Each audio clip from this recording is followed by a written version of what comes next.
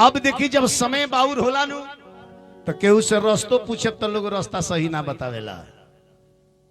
समय जब बाउर हुई नु तो रास्ता भी लोग सही ना बतावेला। सुदामा जी लोग से पूछत रहे कि हमरा कन्हैया के घरे जाए के बा, तो उनकर दशा वस्त्र देख के लोग पागल समझ के ढाई देता, हटा कन्हैया की यहाँ जाई है। दुनिया के मालिक देखत रहे कि सुदामा आ गई बड़े, तो स्वयं भगवान को वृद्धा के रूप बना के यही आके पूछनी है, बाबा बाबा कुछ खोजता नहीं का, कुछ खोजता नहीं। सुदामा जी कनी हमरा हमरा हमरा हमरा हमरा हमरा कन्हैया के घर जाए के बा, खाली हलो। तो कदन सुदामा जी चुरा के खा गईले तो कृष्ण जी श्राप दले कि जा तू महा गरीब होखबा ना, ऐसा बात ना है। एक तो सुदामा ऐसन मित्र, कृष्ण ऐसन मित्र के हिस्सा चुरा के ना खाई, अगर भूल से खाइयो जाई है तो कृष्ण ऐसन मित्र, सुदामा ऐसन मित्र के इतना घोर श्राप ना दी है एक मुट्ठी चाना के कारण। हाँ, प्रेम से बोली वृंदावन बिहारी लाल की जय। सुदामा जी काहे गरीब हो गईले, एक तनी से टिप्पणी बताओ तनी कि आखिर सुदामा जी चाना चोरा के खइले कन्हैया के ना दले, आखिर का है कारण? कार है कि सब चनवा खा गई गुत्ताना में से कन्हैया के ना दले, एक कारण बा हम बताओ तनी। बुझा तो 50 चक्कर मरी है का दूने कहियो अप डाउन होला ना बबुआ।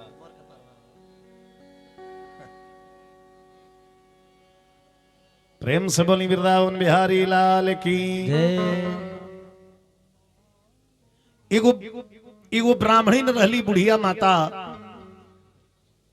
वो एकादशी व्रत भूख रहली, तो एकादशी व्रत में चावल उपयोग ना कइल जाला, कहे कि विष्णु भगवान के चावल ना चढ़ेला, पूजा होत हुई नो जहाँ ठाकुर जी के आचार्य जी तुलसी के पत्ता चढ़ाओ तो चावल ना चढ़ाओ तो खैर, विष्णु जी के चावल ना चढ़ेला, गणेश जी के तुलसी के पत्ता ना चढ़ेला, दुर्गा जी के दूब ना चढ़ेला, शंकर जी के आम ना चढ़ेला। ध्यान दे।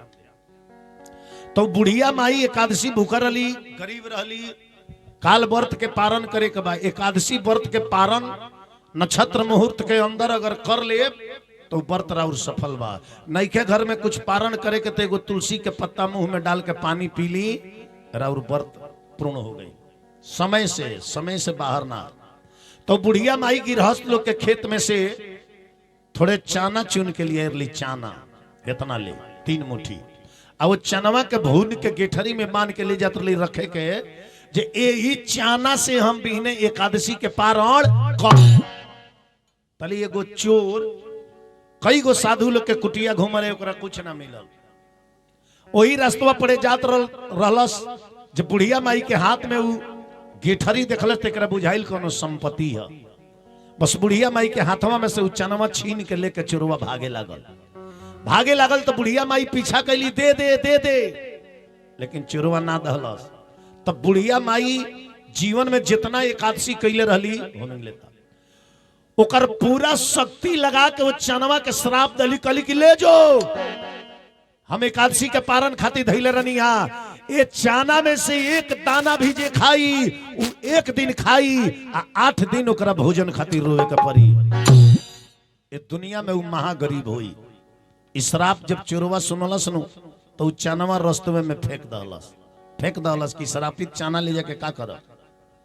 तो कृष्ण सुदामा के गुरु के नाम रहे संदीपनी मुनि, वो 5 गो शिष्य पढ़त रहे, वही में एगो शिष्य वही रास्ता पड़े गुरु के घरे आवत रहे पढ़े खातिर, तले रास्तवा में चनवा के गेठरिया मिल गई, चोरवा फेंकले रहे तो मिल गई। तो चेलवा चनवा के गेठरिया उठा के ले आई आ गुरुआइन के हाथ में दे दहलस।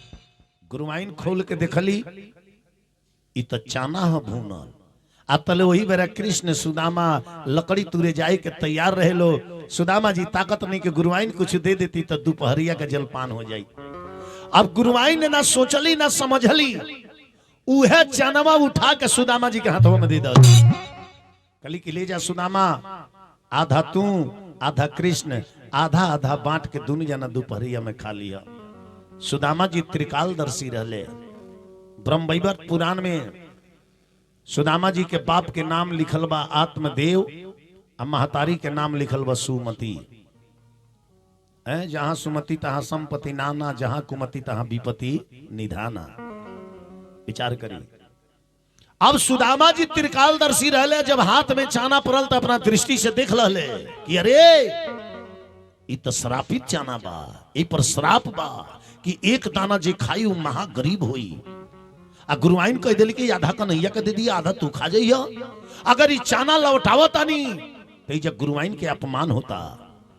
अब यदि ये चाना में से आधा हम अपना मित्र कन्हैया के देता नहीं तो हमार मित्र गरीब होता रे, गरीब होता रे। सुदामा जी प्रतिज्ञा कईनी कि दुनिया के जितना गरीबी हुई हम अपना ऊपर ले ले, जितना श्राप हुई अपना ऊपर ले ले, लेकिन ये चाना में से एक दाना अपना मित्र कन्हैया के हम ना दे। काहे कि श्रापित चाना बा। कारण यह रहे जे सुदामा जी चाना सब चुरा के खा गई। कन्हैया लकड़ी तुरे चढ़र ले दुनिया के मालिक। कन्हैया जी देखता नहीं कि एगो मित्र के बचावे खातिर सारा श्रापित चाना सुदामा अकेले खा गई। कन्हैया जी उतरनी सुदामा के अखबारी में धके अपना हृदय में भगवान कनी हृदय में जा सुदामा एगो मित्र के बचावे खातिर दुनिया के सारा श्रापित कष्ट तू उठा ला। वो बुढ़िया माई हमार भक्ति नहीं, उनकर श्राप तो हम ना काट सकिले, श्राप परी। लेकिन एक गरीबी से आतुर होके मदद खातिर जहिया एक डेग तू आगे बढ़ा देबो तैया हम नंगे पांव 1000 डेग चल के तारा से मिले खातिर चलिए। कारण यह रहे बीच बीच में रहुआ लो दान लेके चाहे कुछ लेके मत आई लो। लाइव रिकॉर्डिंग चलता, देश विदेश के लोग देख रहा बा। डिस्टर्ब होला होगा। जब दान के बेरा बुलाओ जाए तबे सभे आई। हाँ, प्रेम से बोली वृंदावन बिहारी लाल की जय। विचार करी रहुआ सभे। ऊपर मोबाइल लगल वैसे लाइव चलता, कैमरा से रिकॉर्डिंग होता। जब ले गूगल इंटरनेट रही नु तब ले ढेलर सिंह जी राउरी भागवत कथा कहवावल अमर रही। जब गूगल खोले खाली लिखे बिंदुआर हलचल बाबा के भागवत कथा परिपूर्ण गूगल पर आ जाए। अब जब रहुआ देखे का मन करी तो रा के देख सकीले। हाँ, प्रेम से बोली वृंदावन बिहारी लाल की जय। कारण उहे रहे चाना खैले सुदामा जी श्राप पड़ल। सुदामा जी गरीब भइले। सुदामा जी के मेहरारू के नाम का रहे? क्यों बोले तही में आए? सुदामा जी के मेहरारू के ओरिजिनल नाम रहे वसुंधरा, लेकिन सुशीला उनकर नाम सुदामा जी धैले रहे। काहे कि बड़ी सुशील भाव के रहली। तो देखी हर व्यक्ति के नाम दूगो होला। एगो बाप माई नाम रखले रहेला, एगो कर्म के अनुसार गांव के लोग नाम ध देला। जैसे यहाँ के नाम है भीम बाबा घर वाला, और टोला के लोग यहाँ के कहेला विपत बाबा। काहे कि यहाँ के जन्म जहिया बोलते एक सूर्य 5 आदमी टोला में मुहर रहे, तो गांव के लोग नाम दे विपत बाबा। घर के नाम है भीम बाबा। विचार करिए यहाँ के ठाई ठाई खिसियाई ले तो मेहरारू यहाँ के नाम दे बड़ी टीन बाबा। बहुत जल्दी यहाँ के खिसी। प्रेम से बोली वृंदावन बिहारी लाल की जय। अब देखी सुशीला नाम धैलर लिखा है। सुदामा जी के ऊपर गरीबी पड़ल तो अपना जिंदगी में प्रतिज्ञा कैले अगर वह जीवन में नियम नहीं खेनू तो वह जिंदगी के कोनो अस्तित्व नहीं खे। आई मोबाइल जब से आइल नु तब से सबका जिंदगी के नियम भंग हो गई बा। खातो रहता लो मोबाइलो चलावत रहता लो। ध्यान बा मोबाइल पर खाता रहे रोटी बोरे के दाल में तले पानी में बोर के डाल रहे। मेहरारू से कहते रे दलिया में नीमक नहीं कुछ डलने का। मगी कल जब बोरे के है ना तो बोरा तारा है ना तो नीमक कहाँ से बुझाई। तो कम से कम खाऊं के बेरा ये मोबाइलवा के जान छोड़ल जा। कितना लो तो कथुओं में जान नहीं खे छोड़। हाँ, प्रेम से बोली भाई मोबाइल आइल तो जानता नहीं कितना चीज खत्म हो गई। मोबाइल आइल रेडियो सुनल खत्म, मोबाइल आइल घड़ी खत्म, मोबाइल आइल टीवी खत्म, मोबाइल आइल अखबार पढ़ल खत्म, मोबाइल यदि मेहरारू के हाथ में गइल तो रहुओ खत्म। अब रउआ मांगे वाटर और कान में ईयरफोन लगौले बड़ी काट के धो दिए इतना टमाटर खाई रउआ सलाद खाई ले। प्रेम से बोले वृंदावन बिहारी लाल की। सुदामा जी अपना जिंदगी में प्रतिज्ञा कैले कि हम भिक्षा मांगे तो मात्र 5 घर। काहे 5 घर के प्रतिज्ञा कैले? ऐसे कैले जे 5वां हाथे चाना उनकर हाथ में मिल रहे। एगो बुढ़िया माई बिनले रही, चोरवा लेके भागल, चेलवा लेके आइल, गुरुवाइन के दहलस आ गुरुवाइन सुदामा जी के दहली। 5वां हाथे चाना आइल। ऐसे प्रतिज्ञा कैले कि खैला बिना ये दुनिया में मर जाई, लेकिन भोजन खातिर व्यवस्था करब तो मात्र 5 घर घूम के। एक घरे जास ना मिले, दूसर का घरे ना मिले, तीसर का घरे ना मिले, चौथा घरे ना मिले, 5वां घरे ना मिले, जय श्री कृष्ण कह के लौट आव, 6वां घरे भिक्षा मांगे ना जा। ध्यान देवे के बाद सुदामा जी के घर के ऊ दशा हो गई। सुदामा जी के 5 गो लड़का खैला खैला बिना जवानी में बुढ़ारी आ गई, शरीर के चाम झूल गई, चले के शक्ति ना रहे, कांपस सुदामा जी खैला खैला बिना। लेकिन औलाद होके तो सुदामा जी नियर, पत्नी होके तो सुदामा जी नियर। कहियो अपना पति के डांट के ना बोलली कि रउआ अपन नियम काहे नहीं कि तुरत काहे 5 घर मांगतानी, नइखे मिलत तो पूरा गांव रउआ मांगते काहे नहीं कि रह जात। कहियो ना कहली। काहे? धर्म पत्नी किसे कहते हैं? जो अपने पति की धर्म की रक्षा करे उसे धर्म पत्नी कहते हैं। जो अपने पति को पतन से बचावे उसे पत्नी कहते हैं। ये बार पत्नी कम आवत ले घरी आवत लो मैडम मैडम डम डम एकदम घर में लागले रहता। हाँ विचार करी। प्रेम से बोली वृंदावन बिहारी लाल की जय। अब सुदामा जी के घर के हालत बड़ी दयनीय रहे। घर की हालत क्या कहना था, घर पे पूरा ठाटन था। दूर रहे सब तो सक तकिया, घर में ये कभी खाट न था। अन्न के दाना नगर न आवे, रोज उपवास की बारी थी। दुख काटती नित सेवा करती, ऐसी सुशीला नारी थी। प्यारे एक बार 8 दिन लगातार भोजन ना मिलल। 8 दिन, 8वें दिन खाली आते सुदामा जी लौट ले। तो सुदामा जी के मेहरारू एगो तालाब में गईली तो कर्मी के साग खूब भई रहे। वो दिन काट के लिए अली, कर्मी के साग बनौली, बाल बच्चा सबके खियौली आ खुश हो गईली कि जाए दो अब भिक्षा ना मिली तो कर्मी माता बाड़ी इनकरे के काट के साग बना के लइकन के खियाए। बिहान भइला गईली तो तालाब में के सगो सब सूख गई रहे। जब समय बाउर होला नु, आरे बाजी हार गईल जे जिंदगी के, आरे पलटाई के भुना। तब विधाना मरले टाकी, हे लीला में मेटाई के हुना। विधाना मरले टाकी, लीला में मेटाई के हुना।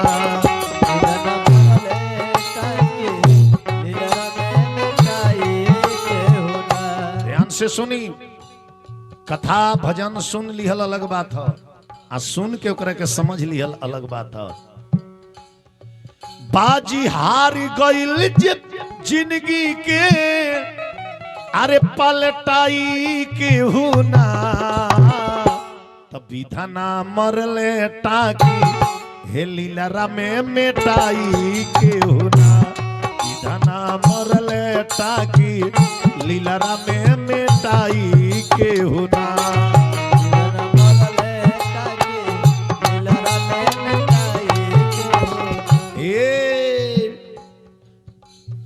गईली बिहान भइला तो सारा साग सूख गई रहे। तो तालाब के किनारे बैठ के कहत रही भगवान से, का कावना कलम से लिखल भगिया, हो लागल भूखिया के अगिया। काल हरिहर रहुए सब, आज सुख गईल करमी के सगिया।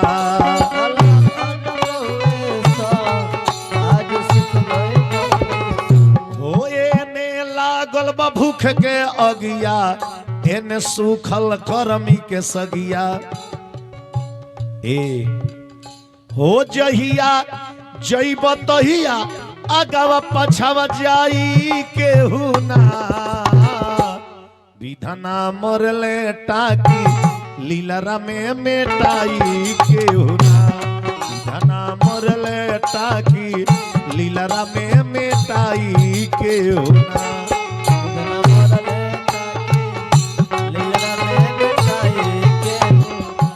तो जैसन करब ध्यान दो हो जैसन करब कर्म कमाई एक दिन आगे तारा आई जैसन करब कर्म कमाई एक दिन आगे तारा आई जैसन करब तू पढ़ाई ओइसन परीक्षा दियाई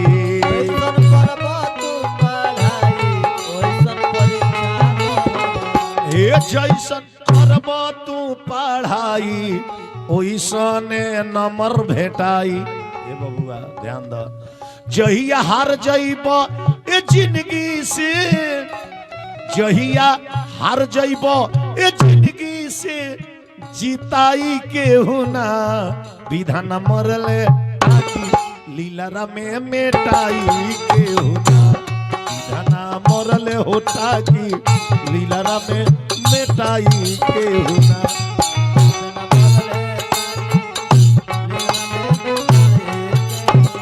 विचार करी कर्मी के साग भी सूख गईल। एक दिन सत्यभामा जी कहली कि महाराज रउआ दुनिया के मालिक हई आ राउर मित्र हवन तनी असर रउआ ताक देती नहीं तो उनकर जिंदगी संवर जाई। देखी भिक्षा मांगे चल दिले बड़े 8 दिन से भोजन नहीं खे मिलल कोनो परिवार के तनी आजो कृपा कर दीजिए 8 दिन पर तनी भेंट आ जाओ। कन्हैया जी हंस के कनी सत्यभामा आज तो सुदामा के भाग में भोजन बिल्कुल नहीं है आजो उनका भाग में भोजन। सत्यभामा कहली कि रउआ यही जब ताकत नहीं हाँ रउआ कहता नहीं भाग में भोजन नहीं देखी हम भोजन देके आओ तनी। सत्यभामा जी चल रही सुदामा जी 4 घरे भिक्षा मांग ले लड़ले 5वां घरे गईले तले सत्यभामा जी घर वाली के अंदर आके समा गईली कहली कि बाबा रही ऐजा दुआरी पर खड़ा रही लेके आओ तनी तनी रउओ खा ले लइकनों के खिया दे मन करी तो मलकाइनों के खिया दे ले जाए। अब एक पतल खीर लिया के सत्यभामा दहली खीर कली जी ले जाए सुदामा जी लेके चल दिले बड़े जय श्री कृष्णा जय श्री कृष्णा। तब सत्यभामा जी आके कन्हैया जी से कहनी तब जी अरे कहते भाग में भोजन है नहीं के सबसे बढ़िया भोजन देखे आयल मनी खीर। कन्हैया जी कनी देनु आयल बड़ू पहले कंठ तो चल जाओ तब नु मानल जाए कि भाग में बा। आगे चौराहा पर सुदामा जी खीर लेके जाता रहे हाला भई रहे हेने के लोग हेने भागता हेने के लोग हेने भागता। वही में एक आदमी आके सुदामा जी के देह में लड़ गईले सुदामा जी मुँहे के भरे गिर गईले खीर आगे फेंका गईल एगो कुकुर आके खाए लगल। कन्हैया जी कनी देख ल जेकरा भाग्य में बा से खाता जेकरा भाग्य में नहीं से मुँहे के भरे गिरल बा। तो देखी नो रउरा हाथ में से कोनो सामान लोग लेके भाग सकता लेकिन रउरा भाग्य में से केहू लेके ना भागी। ध्यान दे 10 गो रुपया बा हाथ में से छीन के केहू लेके भाग जाई हाथ में से लेके भाग जाई लेकिन रउरा भाग्य में से केहू लेके ना भाग सकेला।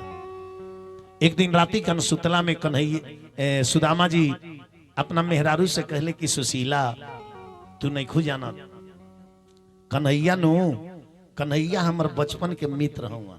मित्र ये 3 गो चीज पवित्र राखब दुनिया में मित्र चित्र और चरित्र ये 3 गो पवित्र राखब मित्र चित्र और चरित्र।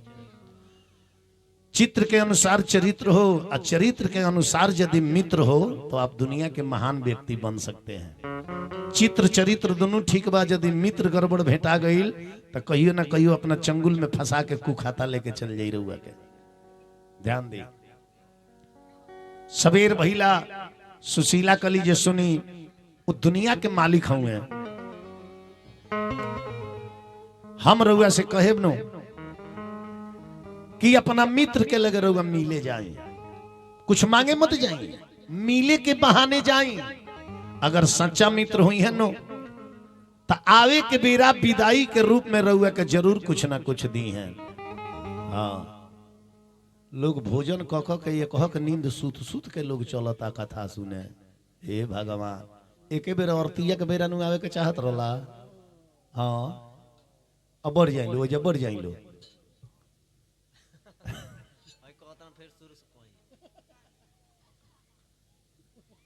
फिर शुरू से कही इ त रमकोला के दासा होई रात भर शुरुए होत रह जाई।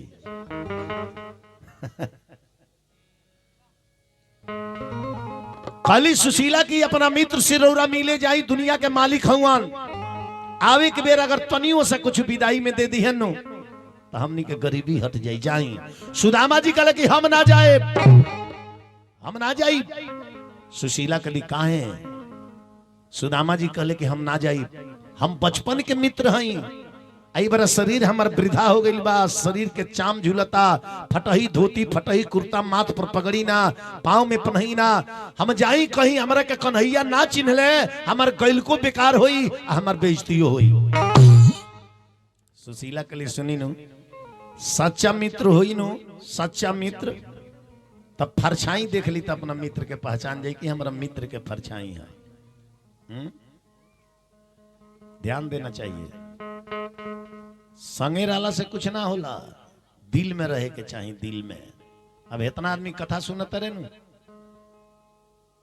केहू से केहू के संगत बा एमे से केहू बिहने केहू से पूछो जे भाई हमरा के चिन्हत रह तो कहे ना हो आ तो कथवा में तारा संग में बैठ के सुनत रहनी हमू कथवा तो कहले जे ना हम ध्यान नहीं की देले तो संगे बैठला से ना होला।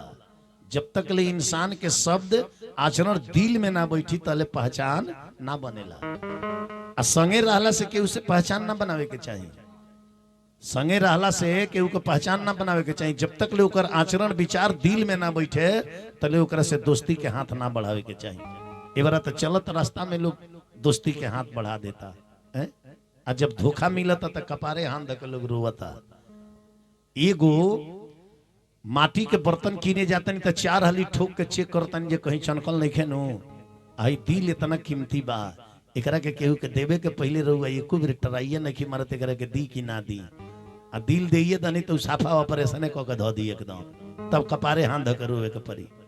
ऐसे कौनो भी कदम उठाई सोच समझ के। सुशीला कहली कि समय पर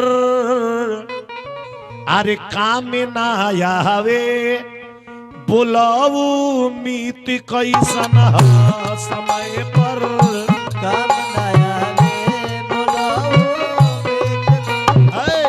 समय पर काम ना आवे बुलाऊ मीत कैसन समय पर काम नया बुलाओ समय पर काम ना आवे बुलाऊ मीत कैसन समय पर काम नया बुलाओ मीत त देखी के मुहावा फेर लेला बुलाऊ ही त कैसन त देखी के हवा फिर लेना बुलाओ आए त देखी के मुहावा फेर लेला बुलाऊ ही त कैसन देख के हवा फिर लेना बुलाओ प्रेम से बोली वृंदावन बिहारी लाल की जय।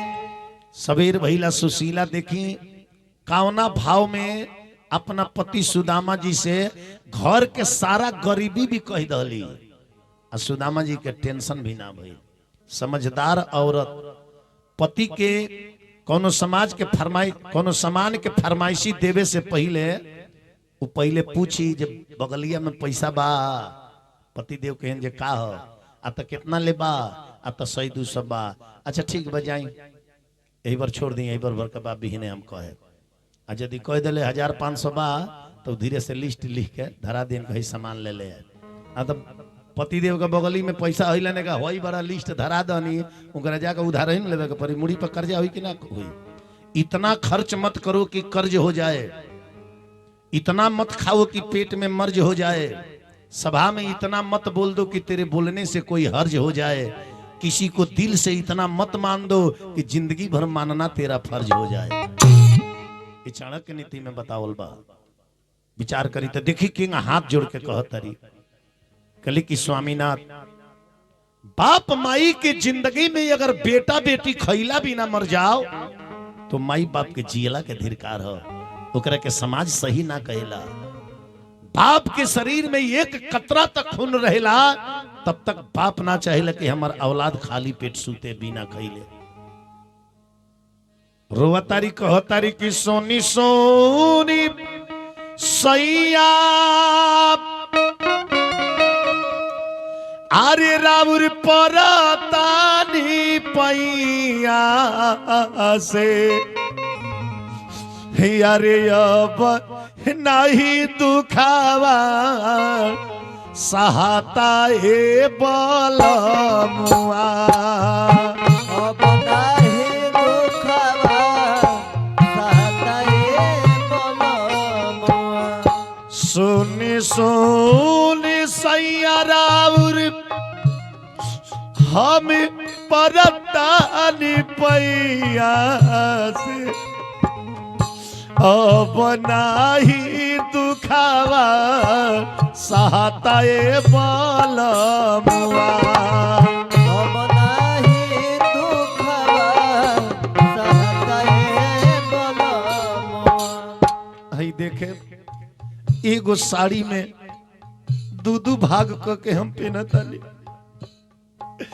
हई फटही लुगारिया हमर तरिया ढाकाते नहीं खे हर कहला बिना तनिको ना रहता ए बलमुआ कहला बिना तनिक ना रहता हे बलमुआ।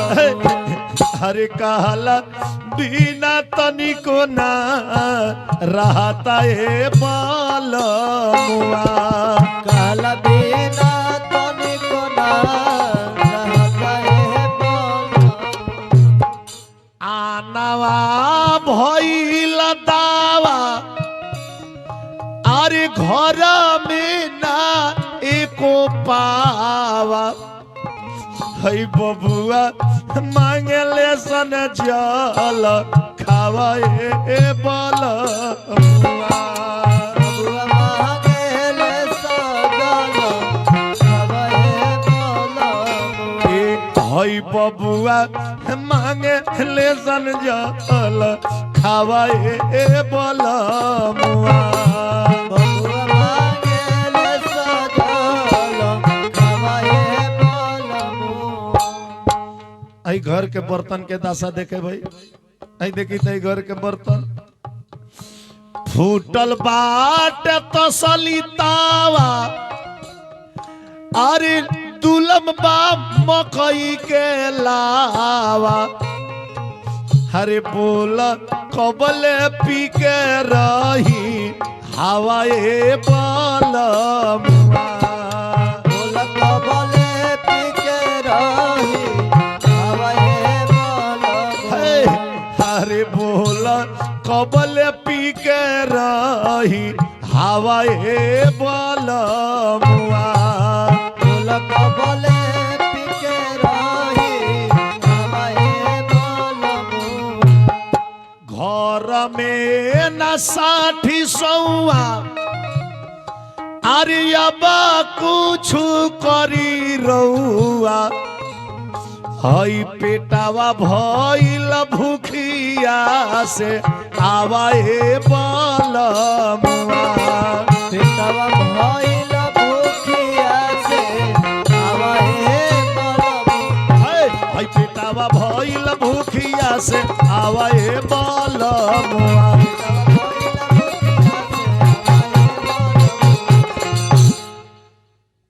रोवतारी आ सुदामा जी कहते हम ना जाई कृष्ण के घरे त कहली कि जाना जाना जाना अरे जाना जाना ये पिया कान्हा के नगरी जाना जाना जाना जाना ये पिया कान्हा के नगरी जाना जाना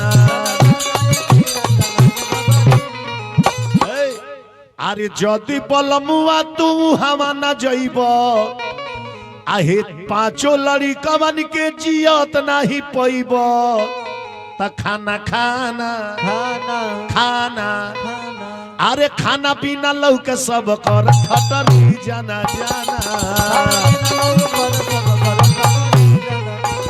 ये जाना जाना ये पिया कान्हा की जाना जाना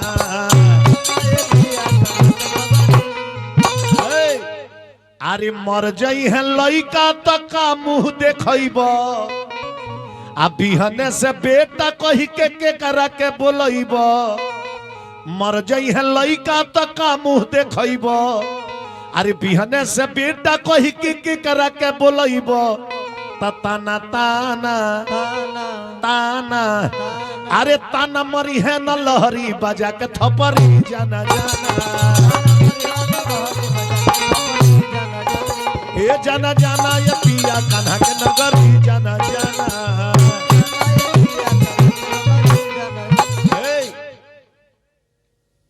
पत्नी के बार बार कहला पर सुदामा जी तैयार भइल बड़े कले ठीक बा नाम मनबू तो जाता नहीं लेकिन सुनो 4 जगह कबो खाली हाथ ना जाए के कहाँ कहाँ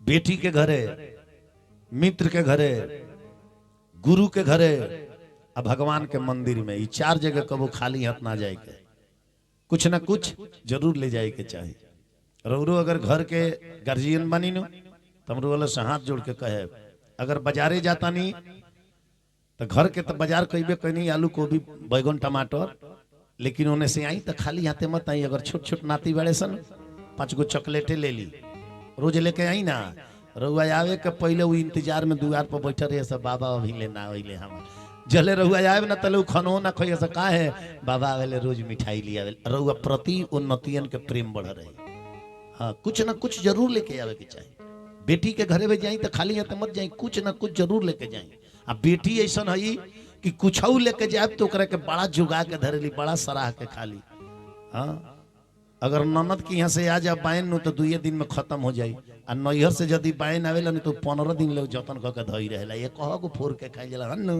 शुद्ध घी में के हमर माई बना के भेजले बिया वो खत्मे ना होला जल्दी विचार करी आ तनी नैहर के अगर मिठाई आई लो के रउआ खा के कहीं ना भाई 2 नंबर रिफाइन में के बनौले बड़े जा तारा यहाँ तो जानते नहीं मौगी कहे हाँ खैले बड़ा आज ले हमर बाबूजी सूरजमुखी के तेल में बनवावेले हरदम कहियो तो मिलल हईले नहीं क्या हमरे नैहर के बुराई करता विचार करी अब देखी काले सुदामा जी जो कुछ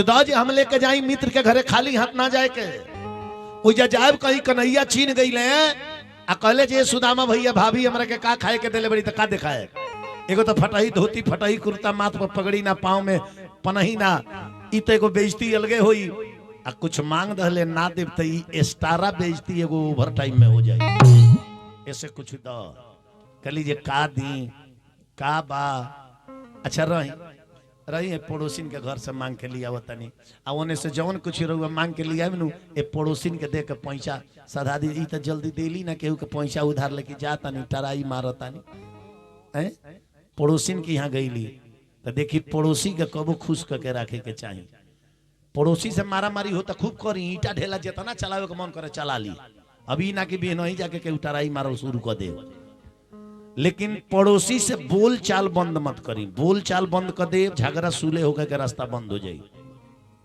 पड़ोसी के खुश करके रखी सवेरे नमकीन भेज के देखी साझ ले रौरा यहाँ रसगुल्ला चली आई पड़ोसी से बना के रखे चाहिए का है रौरा घर में आग लगी नु तरा और हित नात बिहान भैले वही राखी बिटोरे खातिर राखी बिटोरे लेकिन रउआ घर में आग लगी नु तो रौरा ले बेसी बेचैन रउर पड़ोसी हो जाई है रउआ 2 बाल्टी पानी फेंकत तले 15 बाल्टी फेंकिए का है जल्दी बुताव न ते एकरा बाद अब हमरे धरे वाला बोलले बा पड़ोसी बेचैन हो जाए ऐसे पड़ोसी के खुश करके रखे के चाहिए पड़ोसी के यहाँ गईली आ 3 मुट्ठी खुदी चिवड़ा मिलल 3 मुट्ठी खुदी चिवड़ा लेके अली गेठरी में बांध दली के लिए आइल बा सुदामा जी कृष्ण जी के यहाँ लग जाइए तो जी लेके आइल बा उलिया कही जा जमा कर दे 3 मुट्ठी खुदी चावल गेठरी में बांध दली सुदामा जी वो गेठरी के चिवरा लहले अपना काख में उ चिउरा दबले चल रहले। अरे ले बाड़े चिउरा के गठरिया हे पंजरिया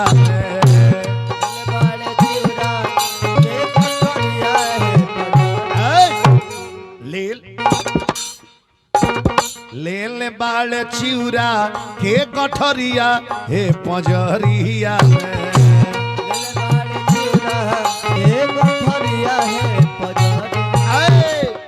द्वारिका नगरिया के धैले डगरी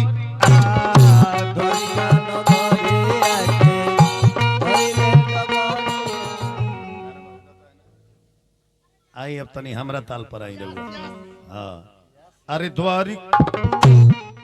द्वारिका नगरिया के धैले डगरिया द्वारिका नगरिया के धैले डगरिया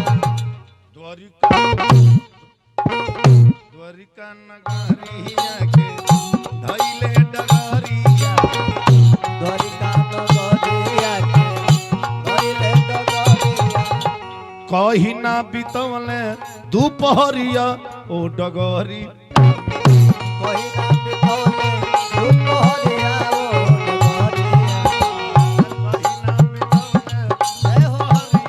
ओ डगरिया कहीं ना बितवले दोपहरिया ओ डगरिया। देखिए झलिया का कहता है काय किटी काय किटी काय किटी काय किटी काय किटी काय काय काय किटी काय काय काय काय किटी काय किटी काय कहता।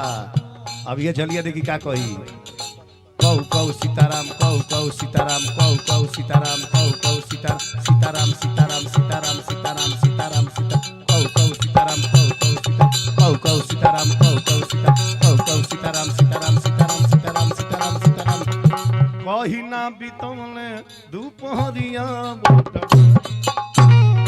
कहीं ना बितवले दोपहरिया हे कही ना बितवले दोपहरिया कहीं ना बितवले दोपहरिया आए कही ना बितवले दोपहरिया कहीं ना बितवले दोपहरिया गलिया गलियन गलियन पूछले सुधा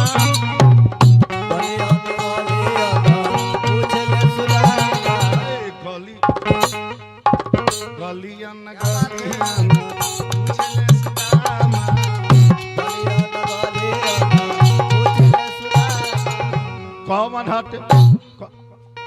कौन हट कान्हा के अटरिया हे नगर कौन हट कान्हा के अटरिया है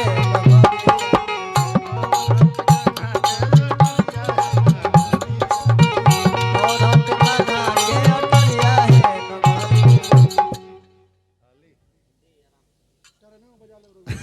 ट्रेनवा में ट्रेन वाला क्वालिटी दूसरा रहल कह रहते तो वही लगल बता देले रहती प्रेम से बनी वृंदावन बिहारी लाल की। अब देखी जब समय बाउर होला नु तो केहू से रस्तो पूछे तो लोग रास्ता सही ना बतावेला। समय जब बाउर होई नु तो रास्ता भी लोग सही ना बतावेला। सुदामा जी लोग से पूछत रहे कि हमरा कन्हैया के घरे जाए के बा तो उनकर दशा वस्त्र देख के लोग पागल समझ के ढाई देता हटा कन्हैया की यहाँ जाई है। दुनिया का मालिक देखत रहे कि सुदामा आ गई बड़े तो स्वयं भगवान को वृद्धा के रूप बना के यही आके पूछनी है बाबा बाबा कुछ खोजता नहीं का कुछ खोजता नहीं। सुदामा जी कनी हमरा हमरा हमरा हमरा हमरा हमरा कन्हैया के घर जाए के बा। तो देखिए भगवान स्वयं भगवान रूप बदल के आई रहनी बतवनी कि बाबा हाउ सामने जो अलिशान बिल्डिंग देखत नहीं जहां 10 गो दरवान खड़ा बड़े वही घर के अंदर कन्हैया रहे ले वही घर के अंदर कन्हैया रहे स्वयं जी नारायण हो उहा के कहता नहीं कि वही घर के अंदर कन्हैया रहे ले। हमनी के का कहिले सन ई घर हमार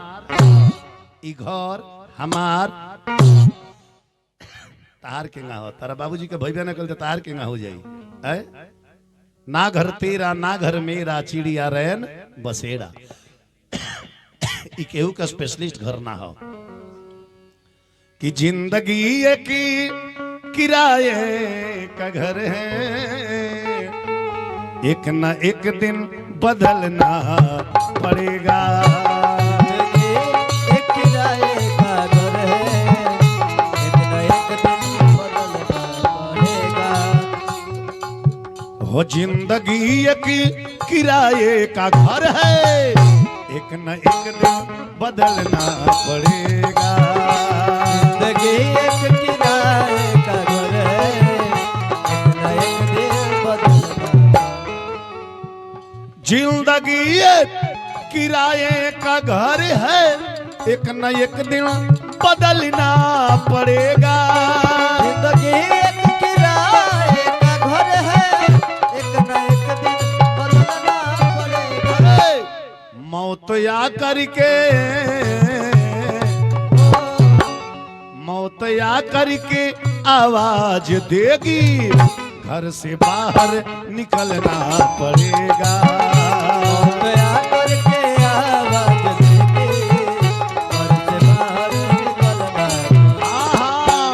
मौत या करके आवाज देगी घर से बाहर निकलना पड़ेगा दया करके आवाज देके घर से बाहर निकलना पड़ेगा। ध्यान दीजिएगा शहर में मैंने घूमने गया था थोड़ा ध्यान दीजिएगा गलू जी शहर में मैंने घूमने गया था उस शहर का यही ऐलान था एक तरफ था मंदिर तो एक तरफ शमशान था रास्ते में एक हड्डी गिरा था उस हड्डी का यही अरमान था वो चलने वालों थोड़ा संभल के चलो क्योंकि मैं भी कभी इंसान था ध्यान दीजिएगा चार यारों के कंधे पे जिस दिल तेरी बारात निकलेगी घर से चारे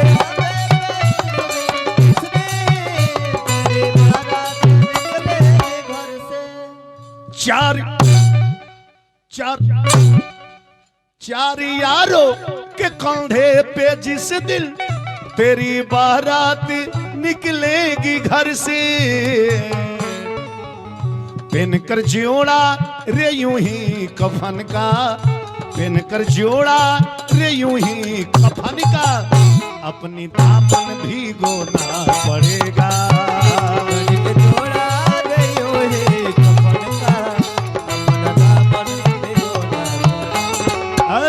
पहनकर जोड़ा रे यूं ही कफन का अपनी दामन भी गोना पड़ेगा